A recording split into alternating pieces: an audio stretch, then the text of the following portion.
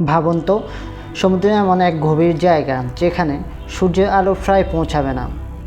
চারদিকে শুধু অন্ধকার, আর সে অন্ধকার জগতে বাস করে এক অজানা ও রহস্যময় প্রাণী, যা আমাদের ধারণারও বাইরে। হ্যালো বন্ধুরা, সবাই কেমন আছেন? আশা করি অনেক ভালো আছেন। তাহলে চলুন আমরা সেই আশ্চর্যজনক প্রাণী সম্পর্কে জেনে আসি। Vampire squid. নাম শুনে ভয় পাওয়ার কিছু নেই, কারণ এটি কোনো রক্তক্ষেকো প্রাণী নয়। এর ঘাড় লালচে রং এবং বাহুর মাঝখানে থাকা জালের মতো পর্দার কারণে এর নাম হয়েছে ভ্যাম্পায়ার স্কুইড। এই প্রাণী সাধারণত সমুদ্রে অনেক গভীরে বাস করে, যেখানে আলো খুবই কম এবং অক্সিজেনের পরিমাণও তুলনামূলকভাবে কম।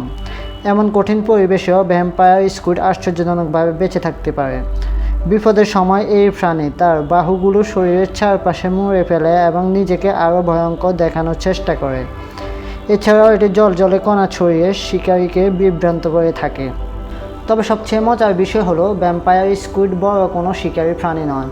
এটি সাধারণত সমুদ্রের প্রাণীতে ভেসে থাকা মৃত জৈব পদার্থ ও ক্ষুদ্র কণা সংগ্রহ করে খায়, অর্থাৎ সমুদ্রের গভীরে অনেকটা প্রাকৃতিক পরিষ্কার কর্মীর মতো কাজ করে।